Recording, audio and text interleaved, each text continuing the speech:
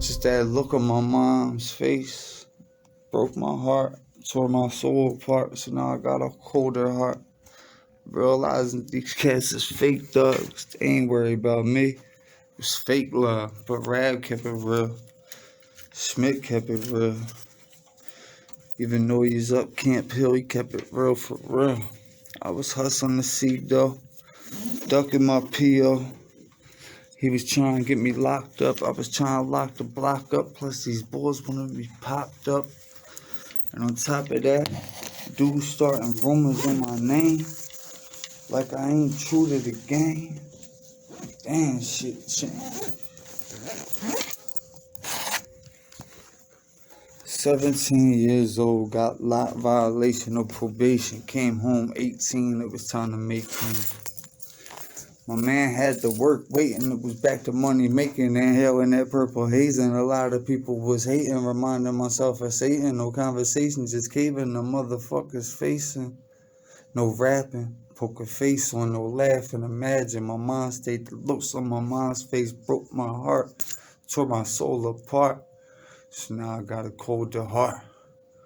Realizing these cats is fake thugs. They ain't worried about me. It was fake love.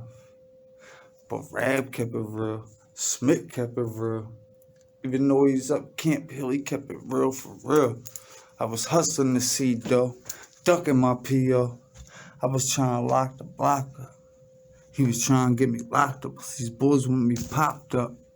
And on top of that, cats was starting rumors on my name. Like I ain't true to the game. Damn, shit changed.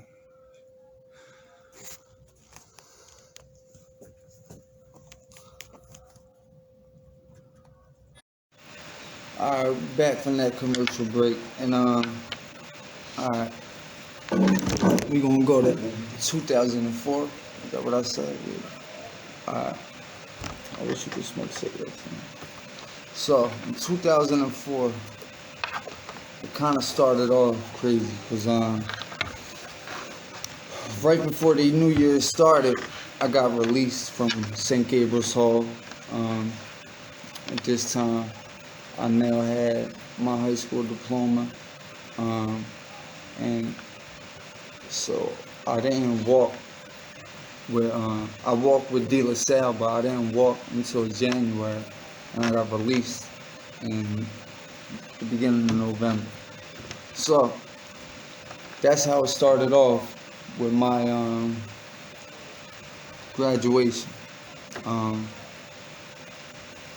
First off, I want to say I came home in that bed and it was business as usual. And I'm not downgrading nobody that I'm talking about in this story because I was a grown man at this point. I take full responsibility for everything I did, and I'll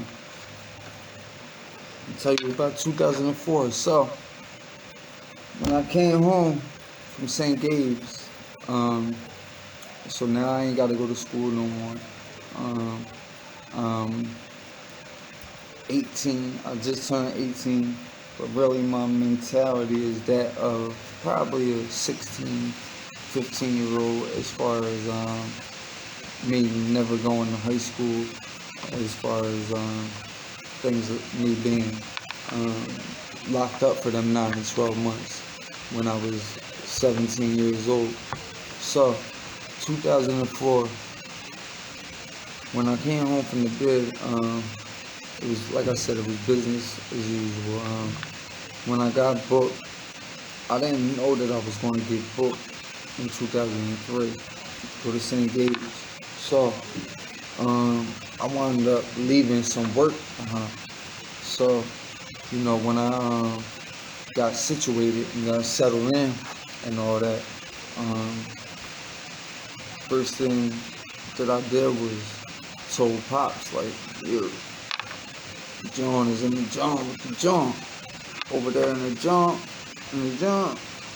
yeah. Get that to the ball with the, yeah, and yeah. The June, yeah, right, exactly. And that's how the conversation went. 'Cause, you know, it's jail phones, and you know they listen. Even in St. Gabe's, I don't know if they were listening, but I might have even been still in the youth study center when I told them this. So he proceeded to do that. So when I got hit with the 9 to 12 months, that's a whole nother storyline. He took care of that work. So I come home to a couple of hours. Bang, pops.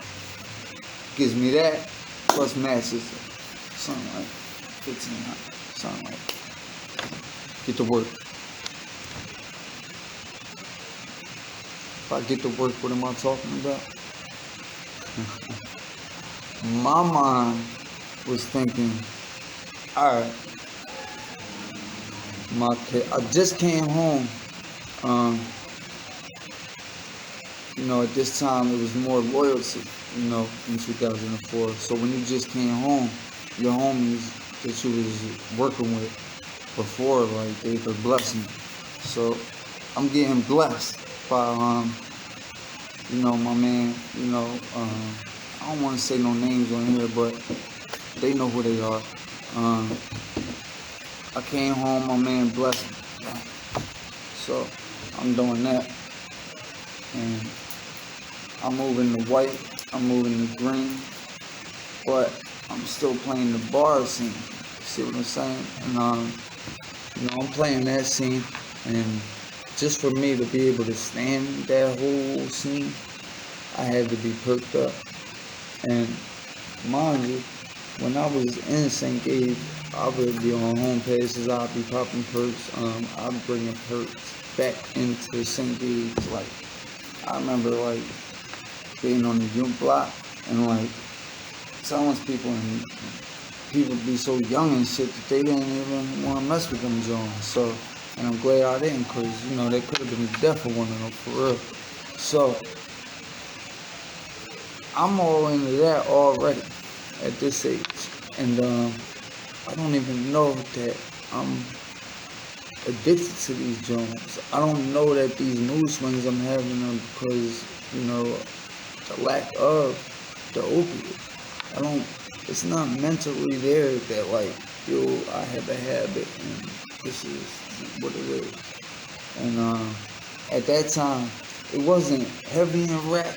It wasn't a heavy rap influence, but Beanie Siegel was definitely my inspiration as far as being a rapper in Philadelphia and making it and getting on a level to where as though you have your own sneaker brand, and you have your own clothing brand, and you have your own movies and stuff like that. And to be on that level, and for him to just live 5 blocks over from where I live, that just showed me that it could be done. And when that showed me it could be done, I seen them. When you go through our neighborhood, you see the expressway. You gotta go to the expressway. You gotta go through our neighborhood. So we'll see Beans coming through in the Bentley. You know what I mean? The blue John at first, the one that's on Jay-Z's Hard Knock Life Volume 2 cover. Jay-Z gave him that, and he took the payments over on that. So that's what happened with that.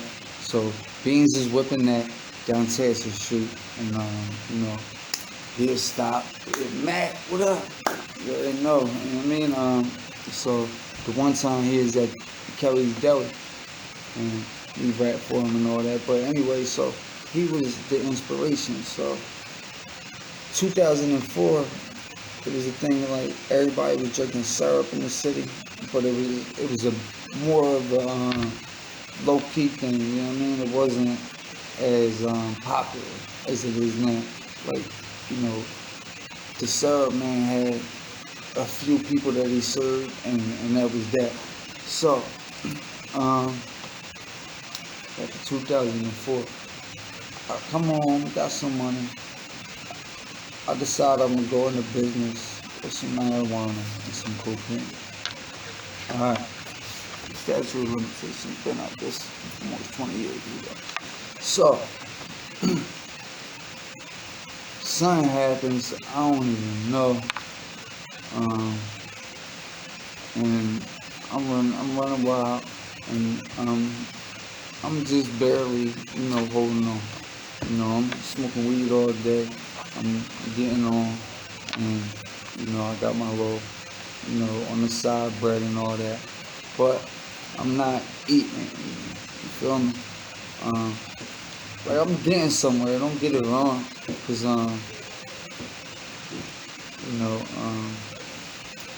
exactly what had happened was I got out in November, like I said. December, home for Christmas, all that. I wasn't home the year before, I don't think so. Whatever. So we go right back to where I'm at, 29th Street. And I'm hustling, doing my 1-2 thing. And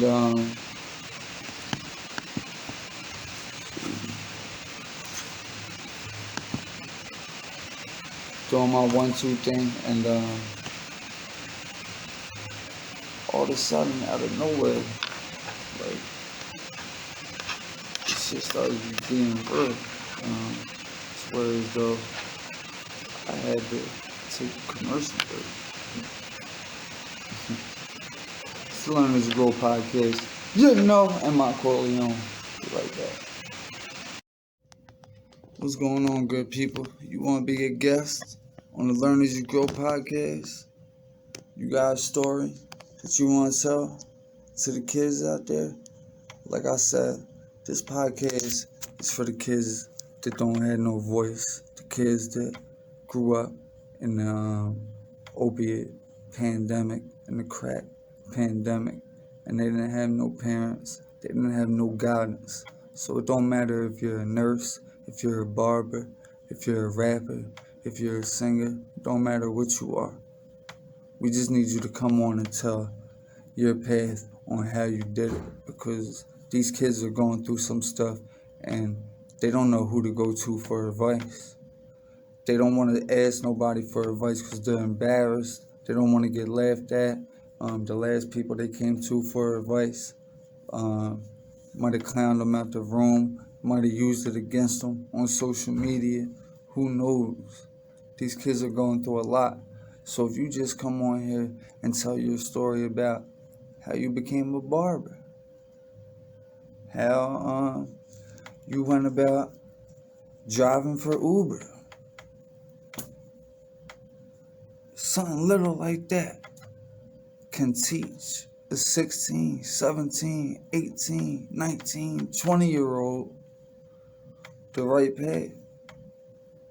Maybe even 36-year-old the right path. Maybe even a 45-year-old the right path. Who knows? But your story is your story, and it's important, and it needs to be told. The Learn as You Grow podcast with M-I-Corleone. You already know. Spotify, SoundCloud, Google Podcasts, Apple Podcasts, YouTube, and more. On that note, I'm going.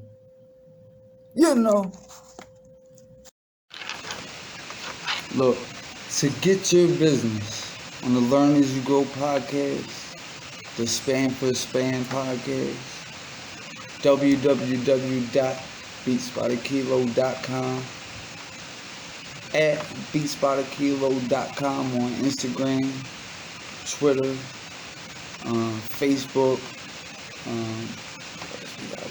LinkedIn, what else we got? YouTube, what else we got? We got all types of pages all over. But you get the point. We'll advertise you anywhere you want into this, and even other places, as far as if you want to get on YouTube and you need somebody to make you a commercial, who better than CLC Advertising? Now, CLC Advertising is new to the game, but we've been around for about almost 20 years now. And I'm talking about doing digital stuff. I've been doing marketing online since the AOL days when I used to market my cassette tapes on there.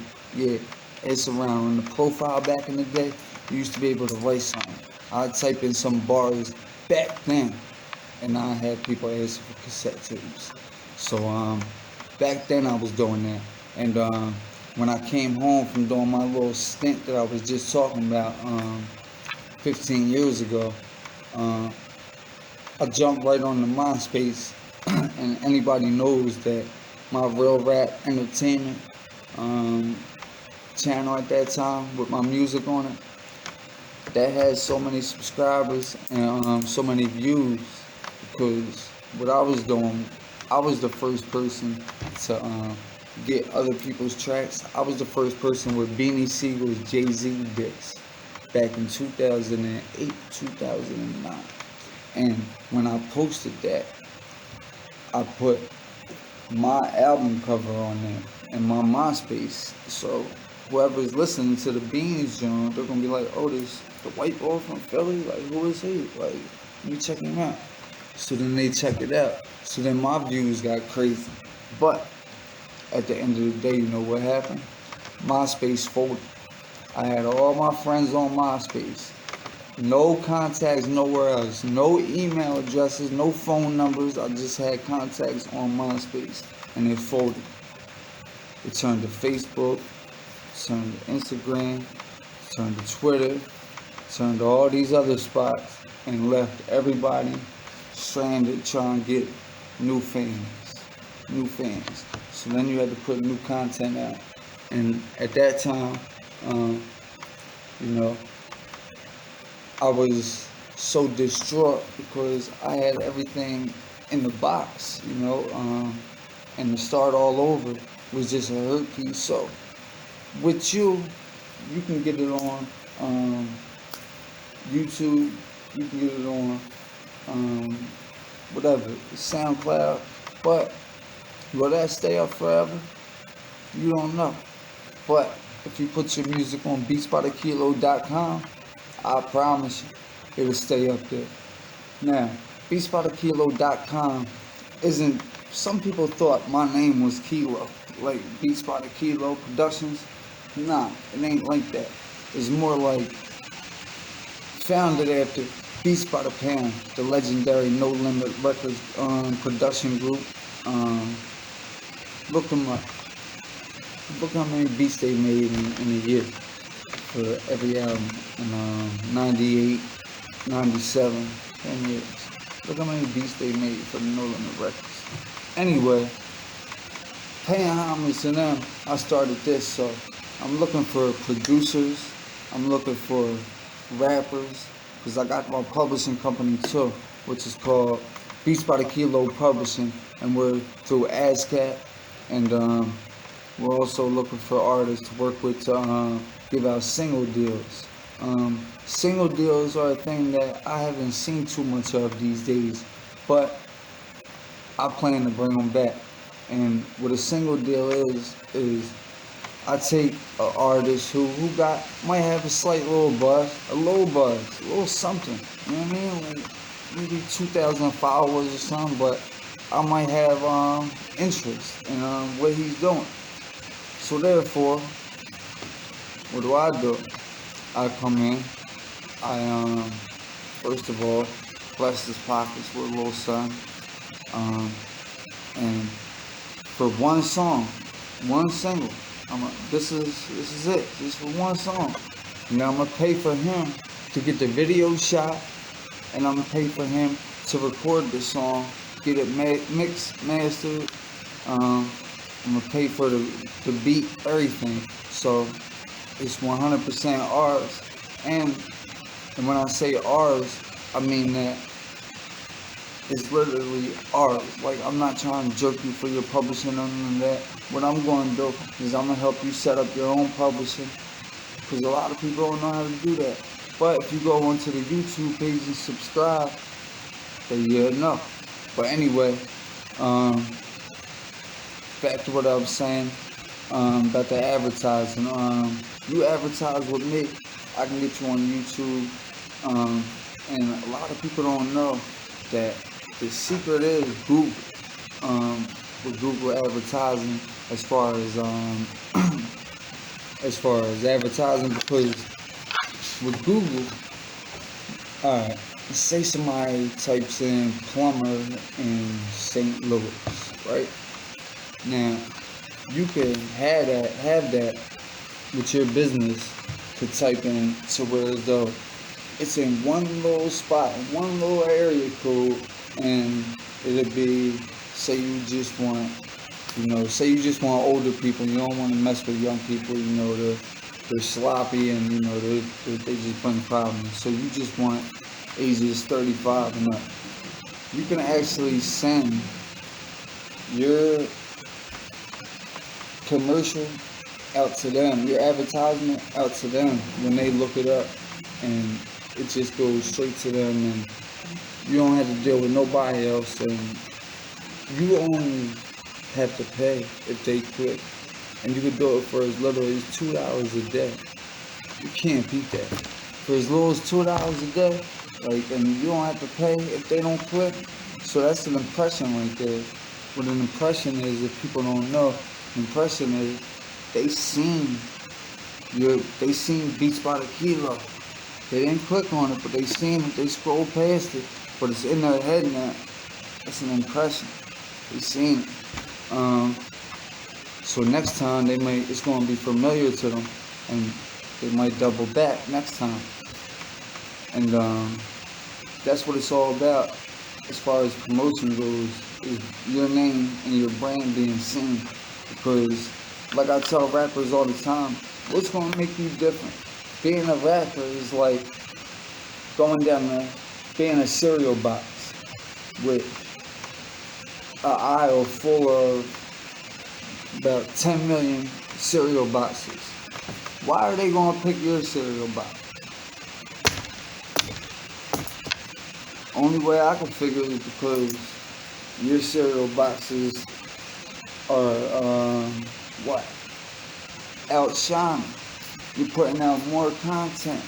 So as far as advertising goes, you just want to get your business in as many places as you can. You want to get, if you do music, you want to get your songs in as many places as you can.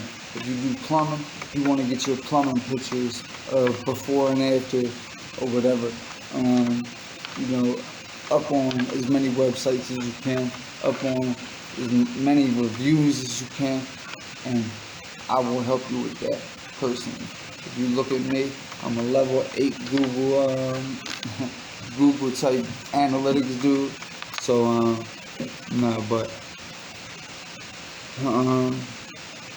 advertising can bring your business up to 65% more clientele than you had last year, this year. So, especially with the digital and all the online stuff right now, get it done. What are you waiting for? Hit me up, 215-436-3725. Once again, that's 215-436-3725. Hit me up if you need advertisement.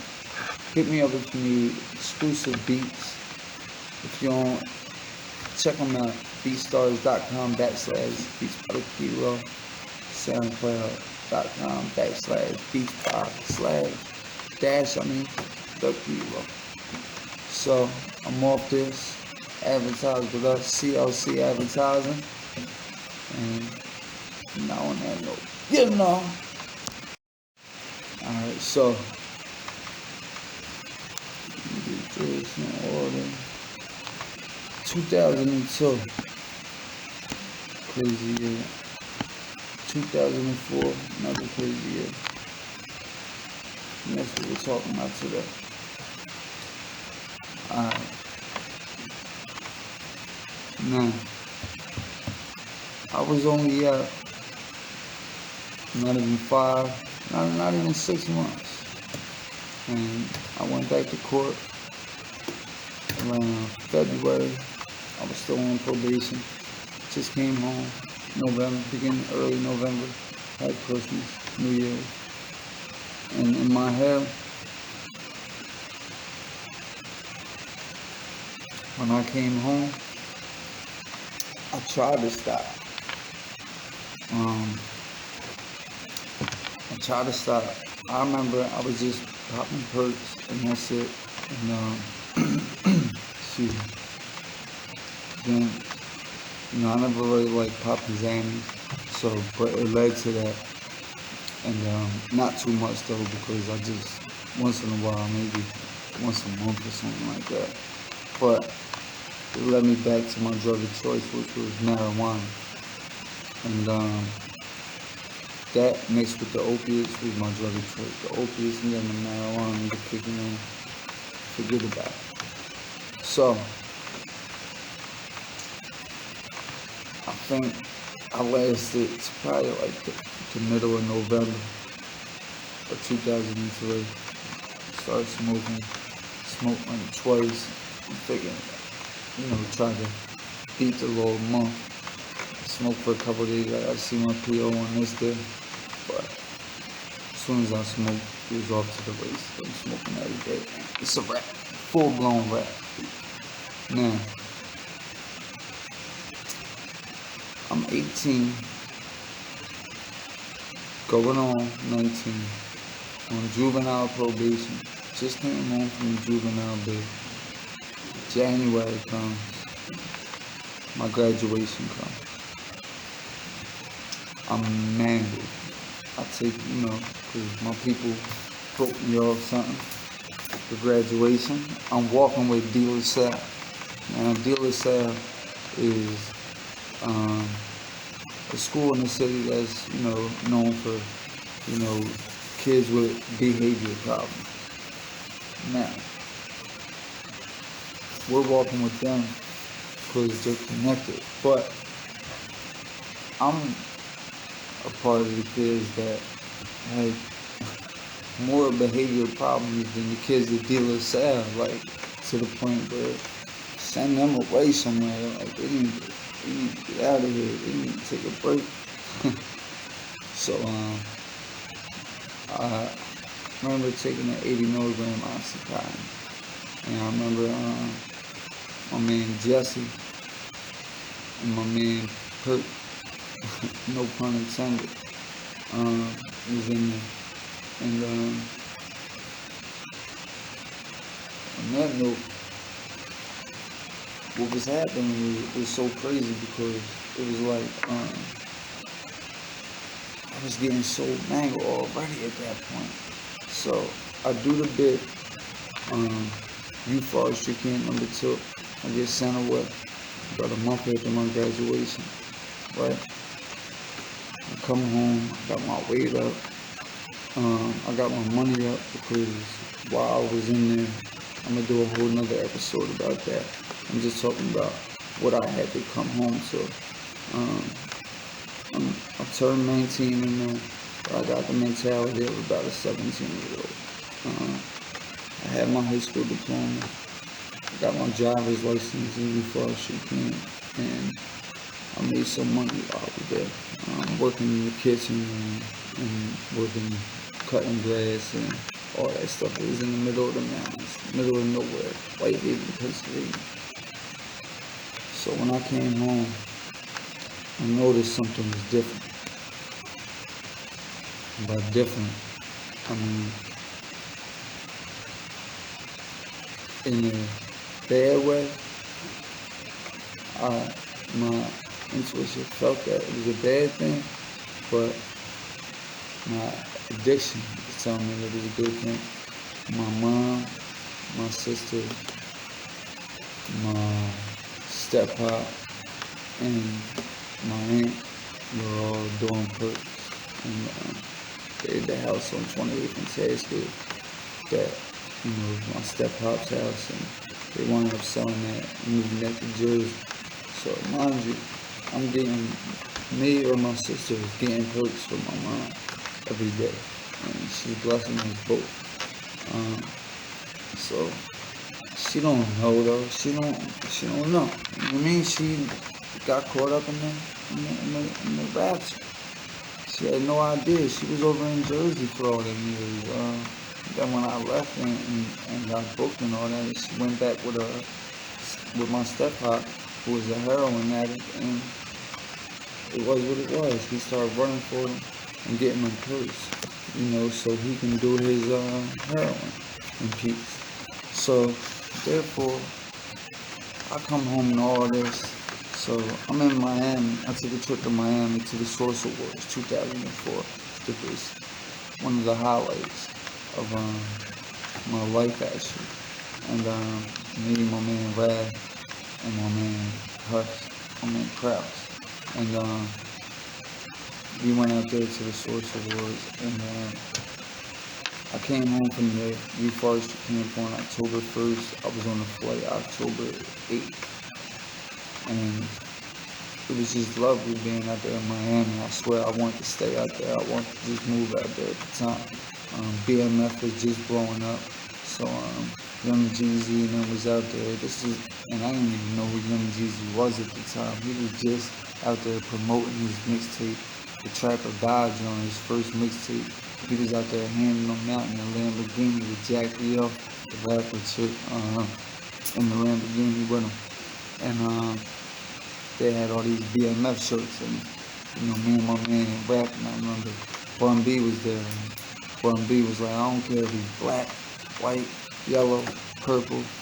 That is fire. And if you don't know who Bun B is, you must not know about hip hop. But he's one of the dudes featured on Jay-Z's Big Pimpin' record from Bun B from UGK, the legendary group from out of Texas.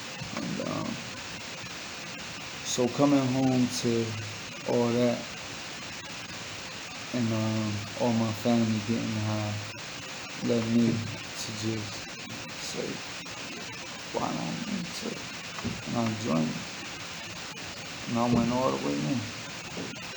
And you know what happened after that? Curse and Oxycontin became a thing of the past. Because my step-pop introduced my mom to heroin. And in turn, I see my mom wasn't getting perks no more, but she was looking right.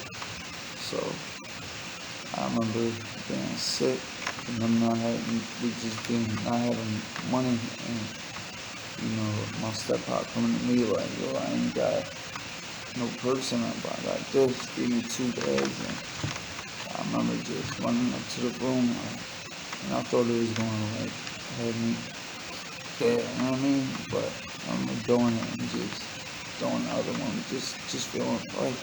So that's how strong the oxy was.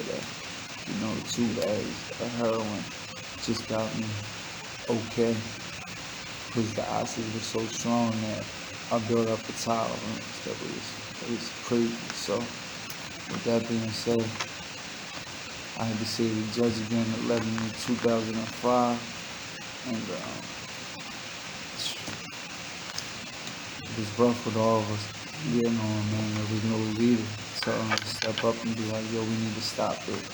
So it spiraled out of control.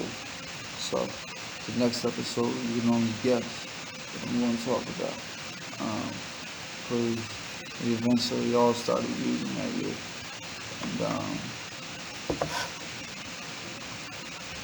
And next episode, I'll let you know. Move on. It's the Learn As You Go podcast. Your boy M-I-Corleone. Go to www.beatsbykilo.com for more information on the podcast, for the beats, and for all that. I'm going. On that note,